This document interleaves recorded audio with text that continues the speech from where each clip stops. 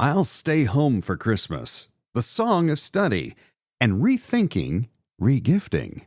This is coming up straight ahead on the Christmas Eve edition of the Use Your Head podcast.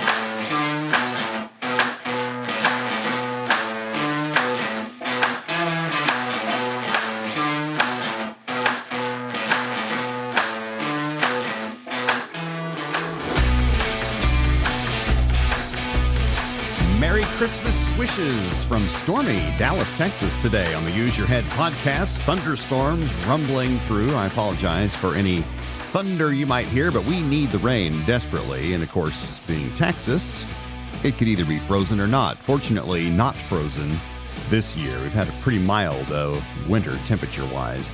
This is the Use Your Head podcast, Christmas Eve. Wishes to you. I'm John McLean. Delighted that you're taking this half hour to spend with the program where we dare to use our own heads. We take all the experience, all of the knowledge, perhaps some education, some, good worldly living and so forth. And all of these things inform how we think about the issues of the day. An alarming tendency of late is to just, find an expert on the cable news or whatever and just, say, well, that's what I think. And I don't think that's always a great idea. Being busy is one thing, but I think we got to be careful about not losing our ability to form our own opinions about things, given the facts and opinions at hand. That's what we do here on the show in kind of a fun way. We don't get super serious here. But it is a good exercise, and there is a serious aspect to it. So glad you're with us here. Found some interesting stories for this Christmas Eve edition. Merry Christmas to you and yours, and Happy Hanukkah, by the way. This is one of those rare years where Hanukkah begins at sundown tonight. Or actually tomorrow, rather, on Christmas Day this year, on the 25th, Hanukkah begins. So kind of a neat little crossover there. So to my many Jewish friends that I have, very happy and blessed Hanukkah to you as well. And Merry Christmas to one and all. And got a couple of I didn't want to saturate the show today with all Christmas-related stuff. Have an interesting article I found that's not really related to the season, but a couple of them are. And with that, let us delve right into the first one.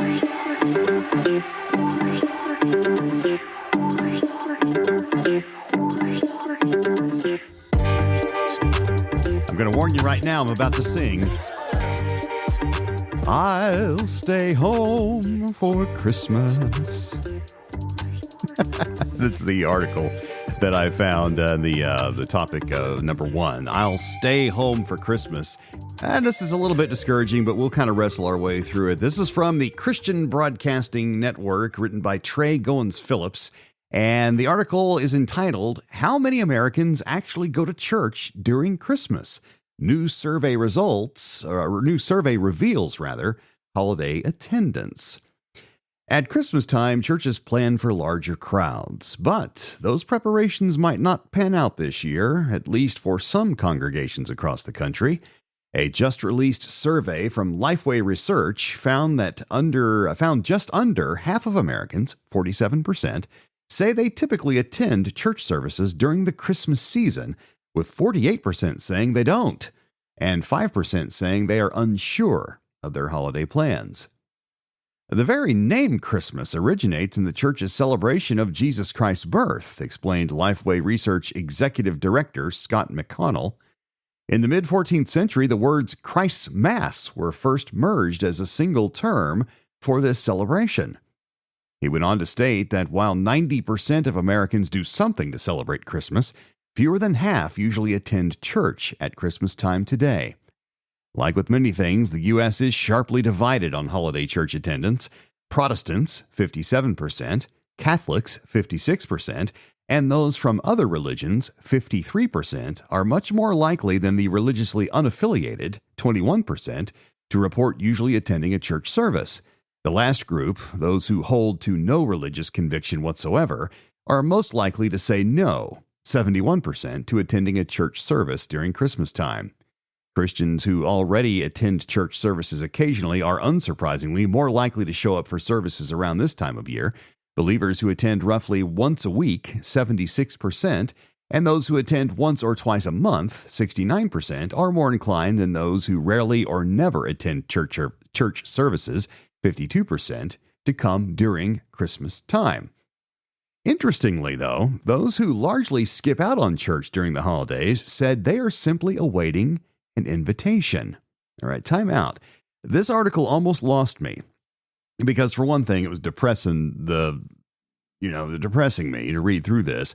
But then I hit this, and this is interesting. This takes an interesting turn here. So I just wanted to, arouse your attention a little bit if you're zoning out.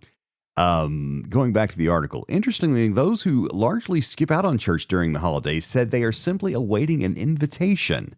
The majority, 56%, said they would likely attend a religious service if someone invited them during the Christmas season, including 17% who said they were very likely to respond affirmatively to an invitation.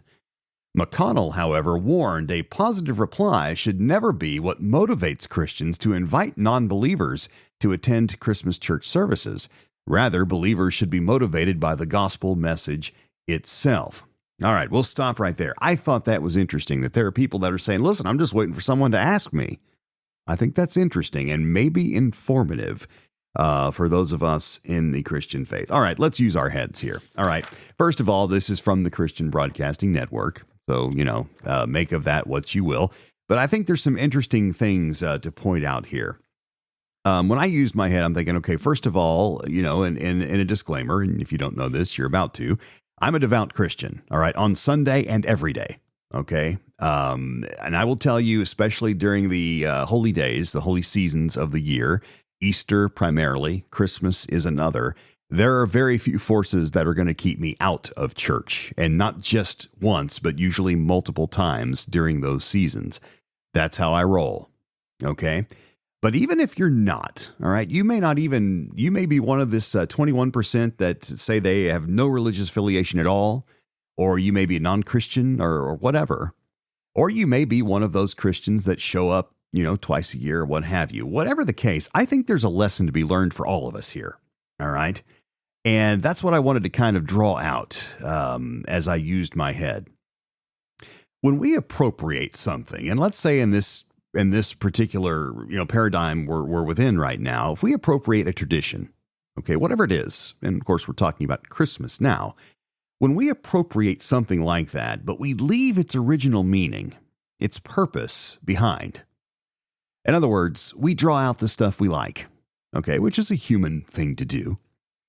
We can't expect the end result to be anything lasting. All right. In other words, when we remove an original purpose, an original inspiration from something, we can't expect anything to have lasting meaning. And in this case, all right, as the church, and I'm talking about the church universal here, has allowed herself to be diluted by the wider culture, people have lost what it was about in the first place. And so what I'm focusing on in this mound of statistics that the author presents here, and there's a lot, the thing that really strikes me as a Christian who not only goes to church, but looks forward to it, to every opportunity to participate in a worship setting. And I realize that puts me in the minority, and these statistics bear that out, since around half, it's kind of a halfway divided line here, of people that identify as Christians don't usually even show up during Christmas time. They're too busy or whatever. I wonder if one of the reasons for this is that the church herself, in an attempt to stay relevant, to stay cool, to stay cultural, to get the young people to come out, has allowed herself to be diluted of her original meaning. And that would explain why a lot of people are like going, why bother? Why bother? I just soon stay at home and watch Elf. Okay. And I'm not saying there's anything wrong with that. That's part of our tradition too. We have a lot of movies we watch, a lot of non-church things that we do in our family to celebrate the season, and that's perfectly fine, but it should not replace the original purpose, the original celebrations.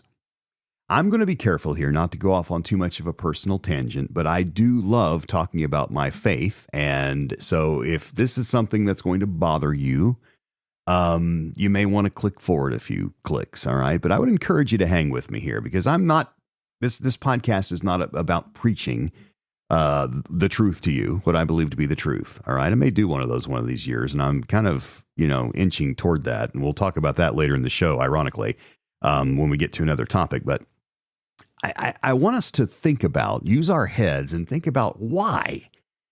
Christmas, it's no secret, has become an immensely commercial enterprise. And we talk about Black Friday. All right. Black Friday, if you don't know the meaning of that term, the day after Thanksgiving, it's really become kind of a black month now. I'm still seeing Black Friday ads, even this week, is the day of the year when most retailers actually finally get into the black. All right. They start turning a profit when the madness of the shopping season, the consumerism of this time of year, happens.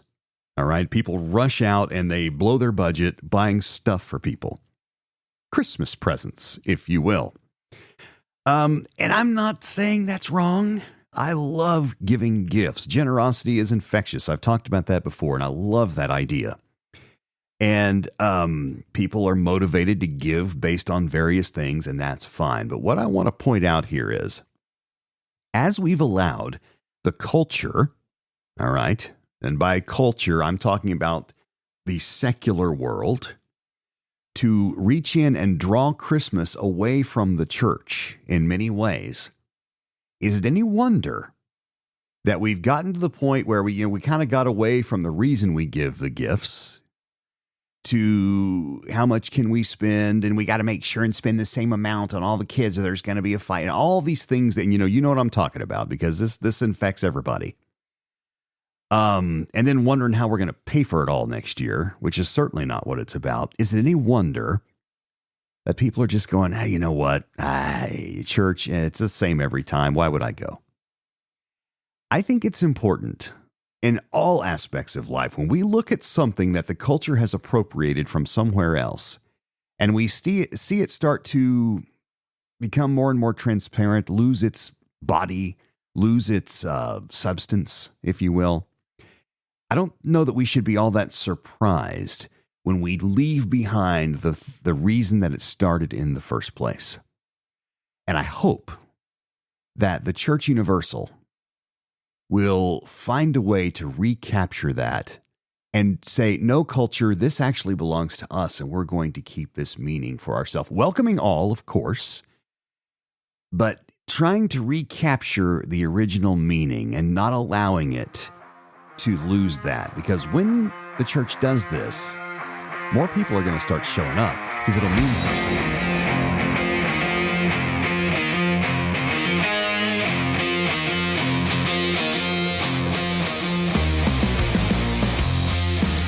I don't know. I hope that was a tough one. I made a bunch of notes thinking, how am I going to express my, what I think? Let me know how I did when you get a chance. I know you're busy. I know it's the Christmas season. John@useyourheadpodcast.com is the email address. I welcome any and all comers with whatever you want to say. John@useyourheadpodcast.com. Topic number 2. This was interesting. I called this the Song of Study, and I actually found something on USA Today that I thought was kind of interesting and sparked my interest for a special reason. I'll tell you about that. I'm going to read the article first. This comes to us from Kayla Jimenez from USA Today. Kayla says, music can help reduce the stress of studying. Can it help you learn, too? Here's what she says.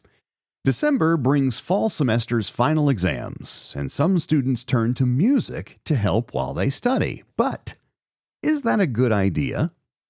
A September article from University of Maryland Global Campus touts the relaxing benefits of listening to the right music while studying. Studying can be stressful, and excessive anxiety can hinder learning and memory consolidation, wrote Phyllis Medina, Program Director of Psychology at University of Maryland Global Campus, in an email to USA Today. The right choice of music, such as instrumental or ambient music, can help block out distractions, improve concentration, and maintain attention during study sessions.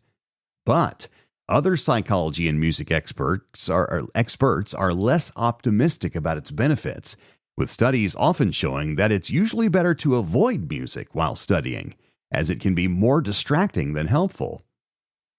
Is it better to study in silence or with music? Well, several pieces of peer-reviewed, I'm having a hard time reading today. It's Christmas. Let's start that again. Several pieces of peer-reviewed research show that music doesn't improve cognitive functions while studying or completing schoolwork for most people.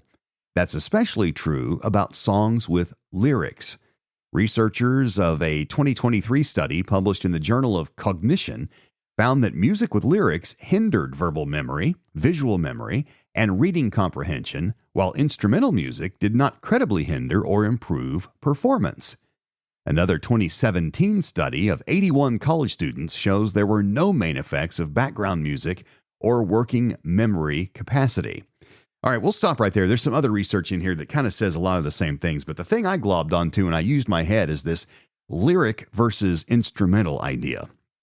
And this was interesting for me personally, and here's why. I'm in grad school right now. In fact, I'm in seminary right now. And I will tell you that, many of you know that I have spent a number of years being an audiobook narrator and continue to do that. And I have found over the course of that piece of my vocation that I have a hard time reading to myself. I read much more effectively. I comprehend a lot more of what I read when I narrate, when I read aloud.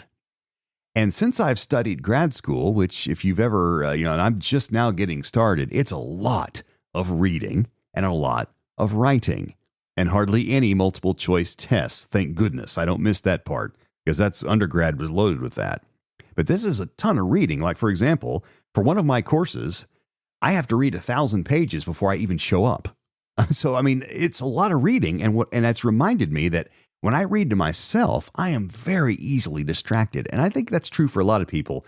But I have a tendency to think that for me, it's even more so. I guess it's just one of those, learning, I'll say disability that I have. I don't know that it really officially is, but I find myself having, I watch other students who can sit there and, the TV may be going and they can read. And I saw this when I was in undergrad school. A lot of my roommates could do this. They could study with a number of distractions and they could retain very, very well by reading to themselves. I struggled. I almost have to be in a vacuum to be able to really focus in on reading a textbook or what have you. So this obviously, for multiple reasons personally, found this interesting, and I thought maybe you would as well.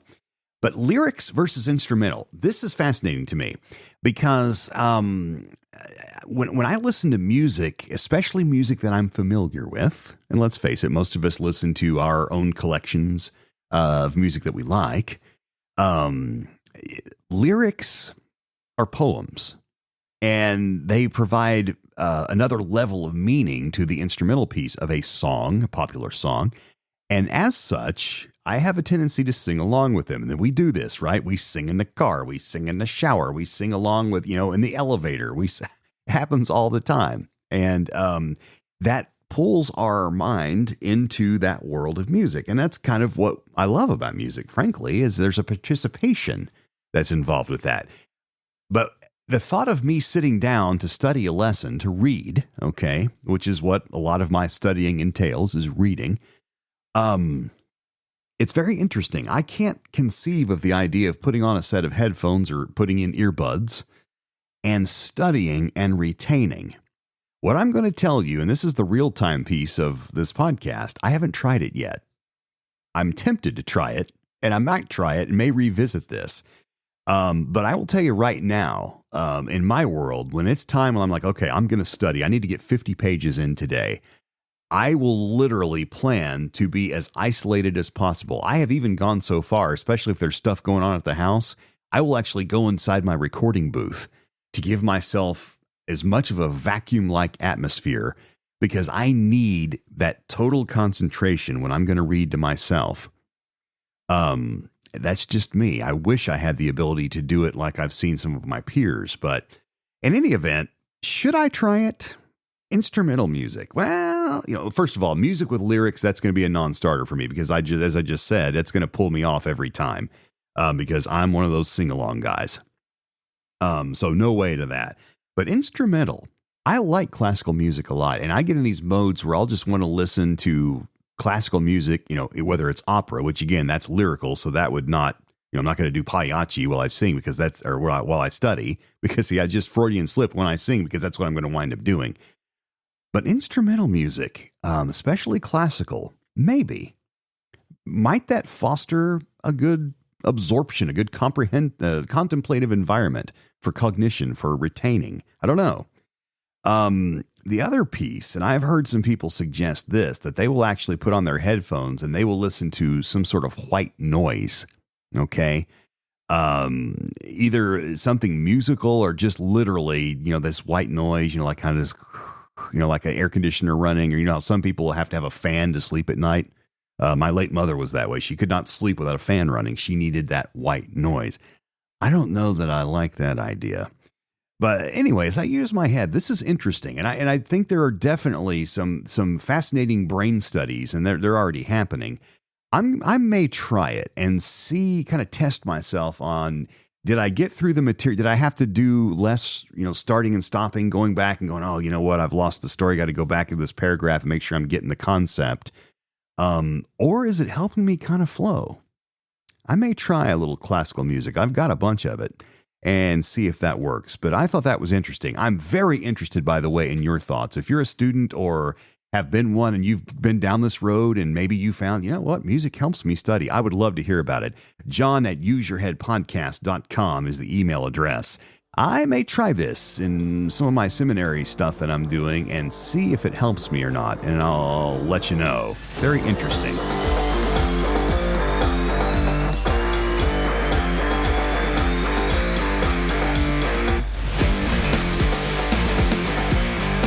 The Use Your Head podcast rolls on. Topic number 3 today, back to kind of a holiday type theme. Found this story from the Telegraph Herald.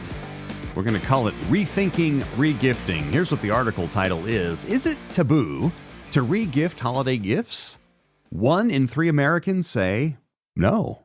This comes to us from Katie Kelton, writing for the Telegraph Herald through bankrate.com. Here's what Katie says. From toys to toaster ovens, regifting has become the new normal for some people. 1 in 3 Americans say regifting holiday gifts is acceptable. Still, regifting has traditionally been considered tacky. So what should we do this holiday season? To get the truth about gift giving, I, Katie says, went to my personal etiquette expert, my mom, Betsy Kelton. I haven't regifted because I worry people wouldn't like it, she says, but I have no problem with it whatsoever and think we all should do it. My mom also adds that she would happily take someone's regift if they thought it suited her. According to Bankrate's 2024 Financial Taboos Survey, that's interesting, isn't it? They're doing a financial taboos survey. The article says this: 1 in 3 Americans think regifting holiday gifts is an acceptable practice. That's more than the people who think money is a normal discussion for the holidays. What does that say? That's more than the people who think money is a normal discussion for the holidays, 14%, or have asked for financial assistance at a holiday gathering, only 9%. 30% of Americans have also regifted something they received as a holiday gift. If you've gotten a gift that you don't love or need, but know someone who would, don't shy away from passing it along. You're in good company. I asked my colleagues, if you've regifted something, what was it? As it turns out, my teammates at Bankrate are no strangers to regifting. Bené Wilson, lead writer, says she was given a fancy toaster oven, but already had one she liked. So she regifted it to someone she knew would appreciate it. India Davis, editor, says she regifted a puzzle from one friend to another. It was okay because the puzzle wasn't gifted as a super sentimental gift, she explains. It was made better that the two friends don't know each other, saves from awkward convos. Then there's the topic of kids' toys, the growing pile of plastic, plushies, and books that come from well-meaning friends and family. Ryan Flanagan, writer, says his son received several repeat toys and things he wasn't interested in playing with for his birthday. We opted to give them to a toy drive instead, Flanagan says. Regifting. Very, very interesting. When I used my head here, look, first of all, let's just get the cat out of the bag. I have regifted. So has my wife. I never really thought it was that tough of a question. And, maybe that's because I don't have any etiquette or I'm some sort of, rube or something. I don't think so. And here's why, as I use my head when I read this article. What is gifting really about? I think we have to begin there. Because when we do, I think the question becomes pretty clear. And that's kind of where I go all the time. What is gifting about? Early in the show today, we talked about, the commercialization, the consumerism of Christmas and how the culture is kind of appropriated what is actually quite sacred season of the Christian year and, turned it into a feeding frenzy and of such. And I think that some of that comes into our concept of gift giving. I'm not going to say we should throw etiquette out the window or social norms or mores or anything like that. Of course, we live in a society and we should participate in it. However, what is gifting really about? What motivates one to give a gift, whether it's Christmas or maybe it's anniversary, birthday, or just 'cause? Those are the best gifts, by the way. When we begin there, I think that regifting becomes a pretty simple question. Gifting is solely a matter of the heart, isn't it? I mean, when we buy a gift for someone, do we think, is it a financial decision? And I guess maybe there's times where maybe we're at a store shopping for something else entirely, and we see that sweater that Aunt so-and-so would absolutely love. I can see her wearing this. This is amazing, and it happens to be 75% off, so I'm going to buy her a gift. I don't see that as a financial motivation because, again, we start with Aunt so-and-so would love this. Gifting is solely a matter of the heart, isn't it? Otherwise, it's just buying. And that's a very different thing and not necessarily bad, but it's not the same as gifting. Here's the facts. And as we unwrap stuff tonight or tomorrow, depending on your tradition and how you do it in your family, we're going to wind up with what? A garbage sack full of paper and ribbons and bows. Save the bows. We always had to save the bows if they weren't 3 or 4 years old and past there. We always saved the bows. But we're going to have a pile of paper and probably some boxes. And then we're going to have the stuff, right? Everybody has their little pile of presents next to their chair or whatever that they're going to take home with them. It's stuff. It's just stuff. Okay? And while much of it was bought with the thought of love and perhaps even some utility, in other words, they need this toaster oven, or they really would love this jacket, or whatever it is, or maybe it came off of a kid's list. They circled it in the catalog. Well, I guess we don't have catalogs anymore. They made a gift list on their Amazon or whatever. Whatever the case is, we got stuff. We're going to take that stuff home, and probably in a number of years, especially for kids, it could be a number of months, that stuff is going to become something else to store, or it's going to wear out, or it'll be replaced, or it will be donated, which is another way of kind of regifting it. The point is, stuff is just stuff. Now, is this idea countercultural? Absolutely. All right. We live, especially in America, in a consumerist culture. There is no denying that. And again, I'm not against that necessarily, because when we buy gifts, we provide retailers with profits. They're in the black finally. And you know what? That makes jobs and that enables people to provide for their families. It's important. It's how the economy works. But when we talk about kind of the ethos of gifting, and whether regifting is tacky or poor etiquette or what have you, or rude or wrong, if the regifting comes from the heart, how can it be wrong?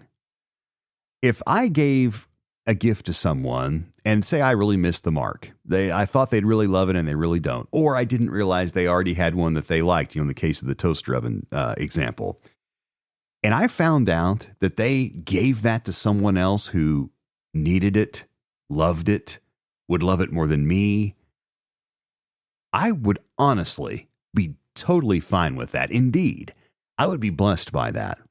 Because to me, that's another form of this idea of paying it forward, which is a beautiful thing. And I love how that's caught on in certain parts of our culture, people paying it forward. The whole, hey, listen, I want to pay for my coffee and I want to go ahead and get the car behind me.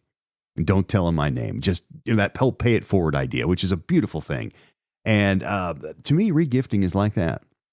I don't think it's tacky at all if it comes from the heart, but all gifting should, because that's how gifting should be done. So re-gift and do it from the heart. Do it with a heart of love and gratitude for what we have.